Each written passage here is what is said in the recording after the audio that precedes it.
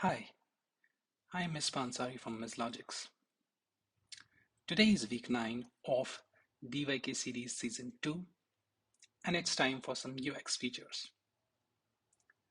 Today we are going to discuss or demonstrate rather not just one, not two, but three different UX features that were released by Anaplan of lately.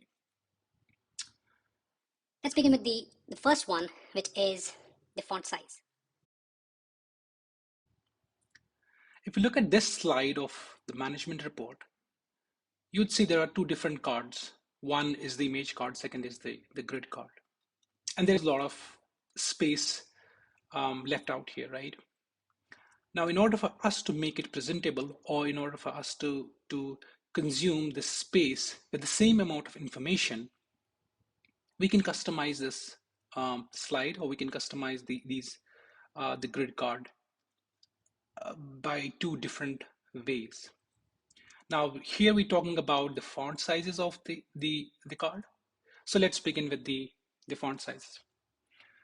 So let's go to the page designer mode, click on the grid card, and go to the grid option.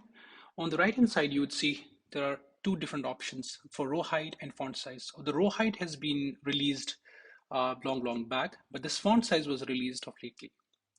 Now, if you, by default, you would see the font size as small. Now, if you change the font size from small to medium or large, extra large, you would see how the entire grid of this report changes. So if you change it from small to medium, it's going to consume a little bit of more space. And if you do it large, you will see that not only the numbers, but all the line items, the columns, and everything else changes, right? And you mix it with the row height, you will get the perfect layout that you wanted.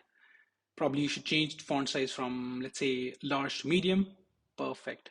That's how we want it, right? So that's how we use the font size and the row height together to bring out the maximum out of it.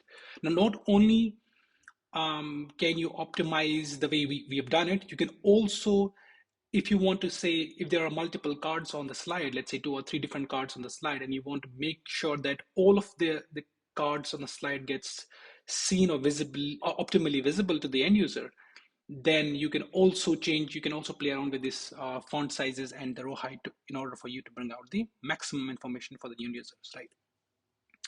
So that was the font size for the management reports. The second one is the marker size.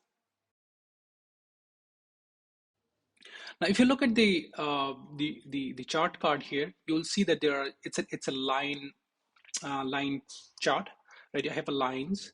I've got three different KPIs here, which is revenue, gross profit, and EBITDA, and I've got two different products, which is seen relative to each other, right? What is the KPI metrics against what is the KPI metrics between these two two products, right? Now, the important information that I want to basically bring out and the UX feature that I want to basically demonstrate it to you is the marker size. If you look at these dots on the lines, you will see there it's there's a size of this dot. Now you can change the size of this dot, or you can make it none, or maybe you can make it invisible as well. Now, how to do that? Again, go to the edit designer in page designer mode. Click on the charts. You will see there's a marker size out here, and which says it's a default.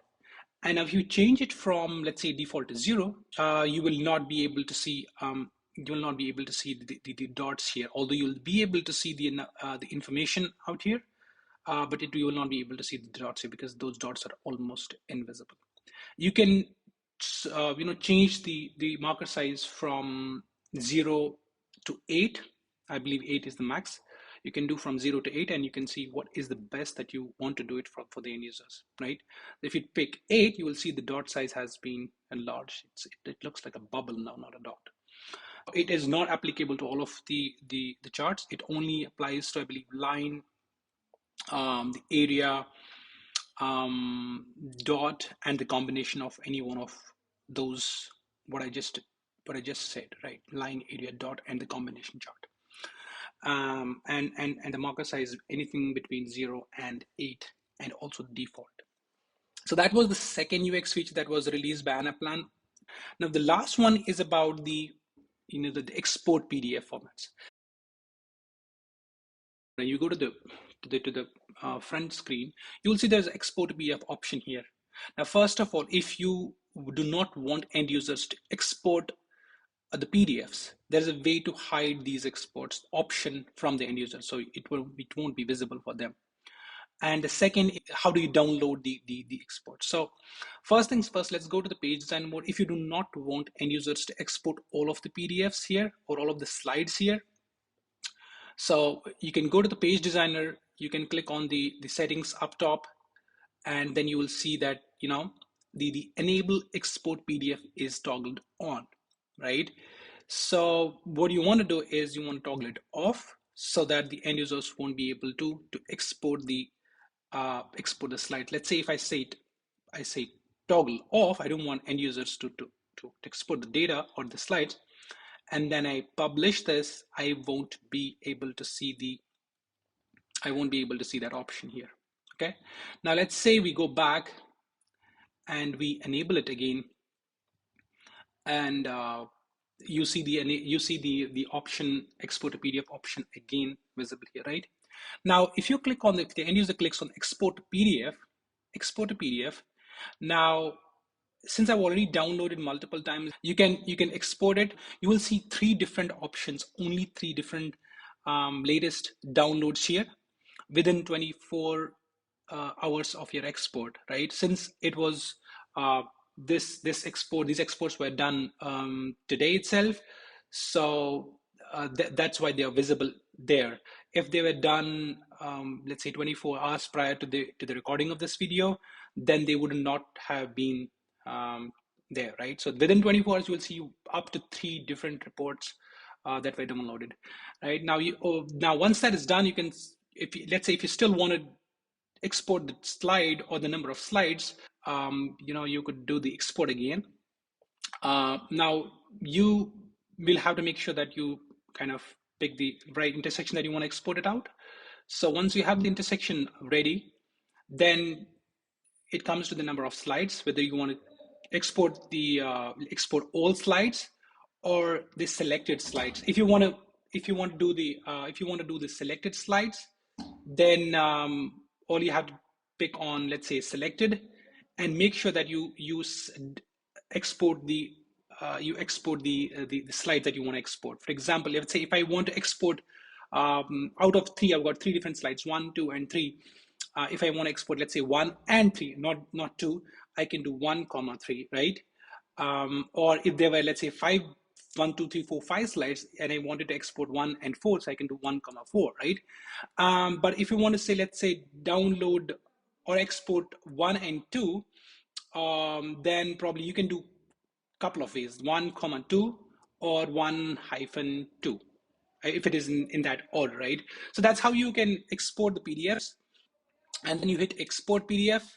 Once that export PDF is hit, you'll see that it takes probably a few seconds before your report is ready to be downloaded.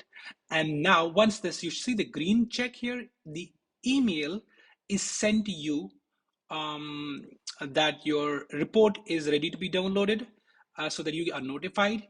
And then once you come back, you have this download option here, and then you start downloading the report, right? So you start downloading the report, it's going to be downloaded on your machine, onto your machine, and then you have the report ready.